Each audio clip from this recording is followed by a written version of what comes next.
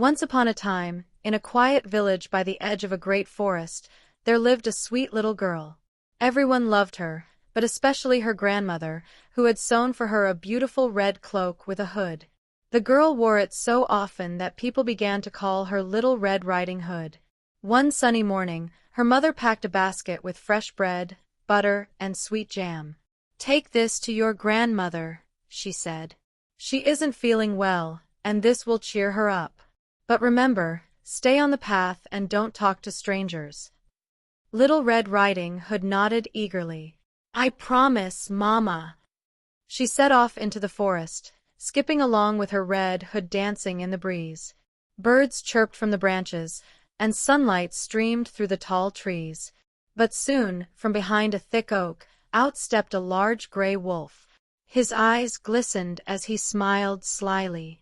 "Good morning, little girl," he said smoothly. "Where are you going on such a fine day?"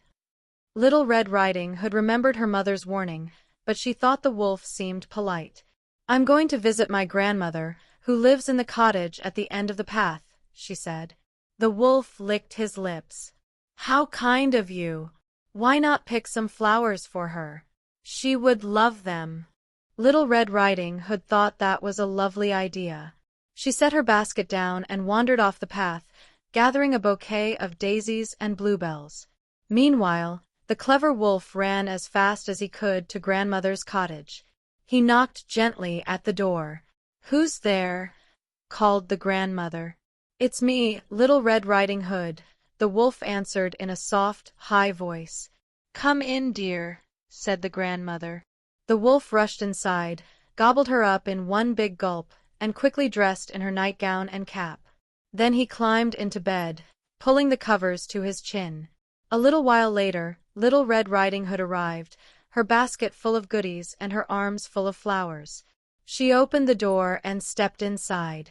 The room was dim, and her grandmother lay in bed, looking rather strange. "Grandmother," she said slowly, "what big eyes you have!" "All the better to see you with, my dear," the wolf replied in a growly voice. "Grandmother, what big ears you have!" "All the better to hear you with, my dear." "Grandmother, what big teeth you have!" "All the better to eat you with," roared the wolf as he leapt out of bed. Just then, a woodcutter passing by heard the screams. He rushed into the cottage, raised his axe, and frightened the wolf away. The wolf ran deep into the forest and was never seen again. From inside the wolf's belly, they heard a faint noise. The woodcutter carefully cut open the wolf's stomach, and out popped grandmother, safe and sound, though a bit shaken. Little Red Riding Hood hugged her grandmother tightly. "I'll never talk to strangers again, and I'll always stay on the path," she promised. And so, with tea, bread, and laughter, they spent the rest of the day happily together. And from that day on, Little Red Riding Hood was wiser and much more careful in the forest.